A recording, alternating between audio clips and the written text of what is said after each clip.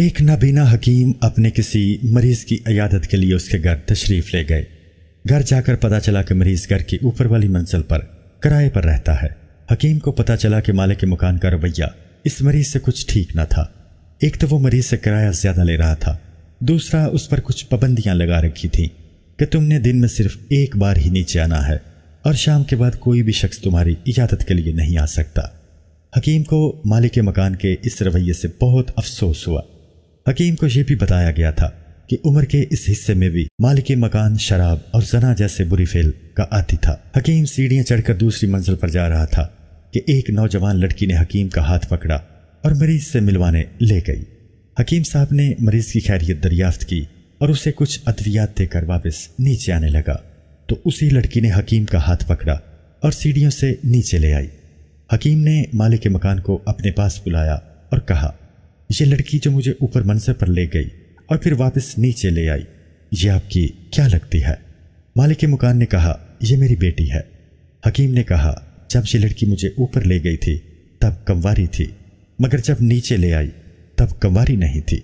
بتانے کا مقصد لڑکی کو رسوا کرنا نہیں ہے بلکہ مجرم کو جلد سے جلد پکڑنا ہے جو کہ اوپر والی منزل پر موجود ہے۔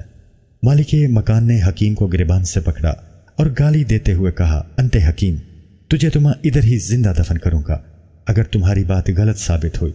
مالک مکان نے اپنے ملازموں سے کہا کہ تم اوپر والی منزل کے تمام کمرے چیک کرو اور بتاؤ وہاں کون موجود ہے۔ ملازم اوپر گئے تو دیکھا کہ کوئی اجنبی کمرے سے نکل کر دیوار پھلانگ کر بھاگ رہا ہے۔ انہوں نے اجنبی نوجوان کا پیچھا کیا تو کچھ ہی دیر بعد وہ پکڑا گیا۔ مار پیٹ کرنے کے بعد اس سے پوچھا گیا تو اس نے اقرار کیا کہ وہ لڑکی سے ملنے آیا تھا۔ مالک مکان شرم سے پانی پانی ہو گیا اور حکیم سے پوچھا کہ آپ کو کیسے پتا چلا؟ حکیم نے کہا، اندھا ضرور ہوں مگر جب اللہ تعالیٰ آپ سے کوئی نعمت لے لیتا ہے تو دوسری نعمت بھی عطا کر دیتا ہے۔ میں جب بھی مریض سے ملنے آتا تھا تو یہی لڑکی یعنی آپ کی بیٹی ہاتھ پکڑ کر مجھے اوپر لے جاتی تھی اور پھر واپس نیچے لے آتی تھی۔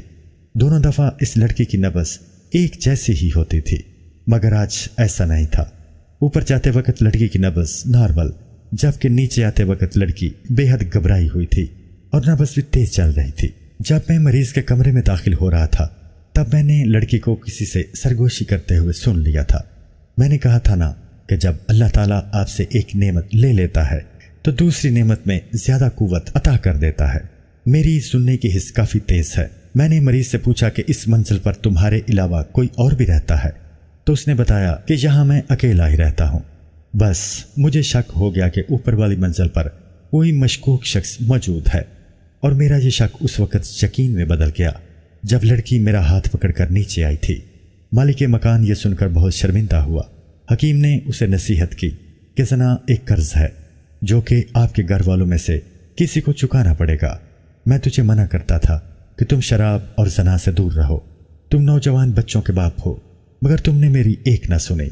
ناظرین، ہمیشہ زندگی ایسے گزاریں کہ کسی کے ساتھ کبھی بھی کسی قسم کی زیادتی نہ ہو، ورنہ جو بھی انسان کرتا ہے اس کے ساتھ ویسا ضرور ہوتا ہے۔